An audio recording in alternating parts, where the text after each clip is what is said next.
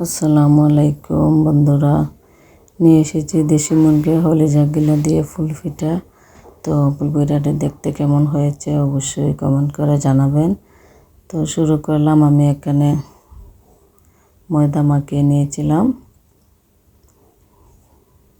তেল এবং লবণ দিয়ে। তো ময়দাটা তো আমরা সবাই পারি। তারপর আমি এখানে ছোটো ছোটো লিচি করে একটা রুটি বেলে নিলাম। রুটিটা কতটুকু বড় করে বলেছি তো দেখতেই পাচ্ছেন। এটাকে আমি একটি সমোসার সাইজ দেব। পাঁচটা এভাবে দিয়ে আমি সমোসার মতো একটু সিঙ্গারা যেভাবে বানাই এই ধরনেরও বলতে পারেন। তো 22টা দিয়ে আমি এটার মধ্যে আমার পেজে দেওয়া আছে, আমি আরও একটি ভিডিও দিয়েছিলাম।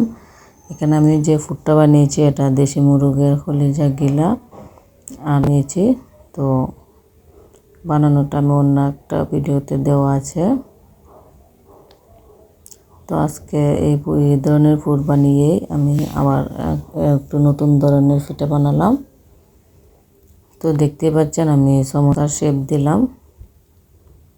শেপটা দিয়ে আমি একটি কাঁটা চামচের সাহায্যে সামানটা একটু ডিজাইন করে নিচ্ছি, একটু ফুলের মতো করে নিচ্ছি। তো ফুল পিঠাটা দেখতে কিন্তু সুন্দরই হয়, মেহমানের সামনে দিলে কিন্তু দেখতে ভালোই লাগবে। দাগটা আমি একটু মোটা মোটা করে দিয়ে নিলাম।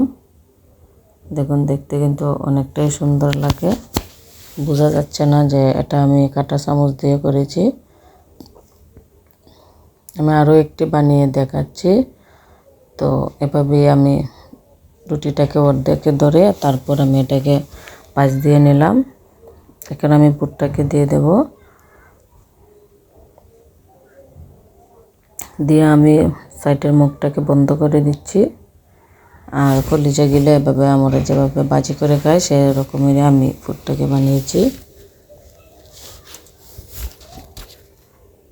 এটা কিন্তু ভাজির ঠেয়া আমার কাছে পিঠা বানিয়ে খেলে অনেক ভালো লাগে।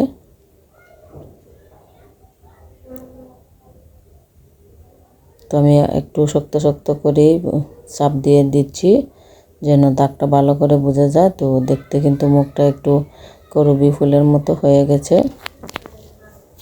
তো ফুলের ডিজাইনটা কিন্তু দেখতে অনেক সুন্দর হয়েছে। আমি অনেকগুলো পিঠে বানিয়ে নিয়েছি, আবার অন্য ধরনের শেপও দিয়েছি। সামনটাকে একটু মুড়ি ভেঙ্গেও দিয়েছি। এখন হলো বাজার পালা। তো আপনারা চাইলে এভাবে নর্মাল ফ্রিজে রেখে তারপর শক্ত হলে ফ্রোজেন করে ডিপ ফ্রিজে রেখে দিতে পারেন। তো আমি একবারে ভেজে নিব, আমি ঈদের জন্য বানিয়েছিলাম, এখন আপনাদের সঙ্গে শেয়ার করছি। তো দেখতেই পাচ্ছেন দেখতে কতটা সুন্দর হয়েছে। আমি এখানে কয়েকটা পিঠা ভেজে নিচ্ছি। যখন আমরা ফ্রোজেন করে না রাখতে চাই তখন কিন্তু অল্প ভেজে তেলটাকে জড়িয়ে নরম যখন ঠান্ডা হয়ে যাবে তখন কিন্তু আমরা ডিপ ফ্রিজে রেখে দিতে পারি। তো পিঠাগুলো অনেক দিন পর্যন্ত সংগ্রহ করে রাখা যায়, যখন মেহমান আসবেন তখন ভেজে দিয়ে যাবেন।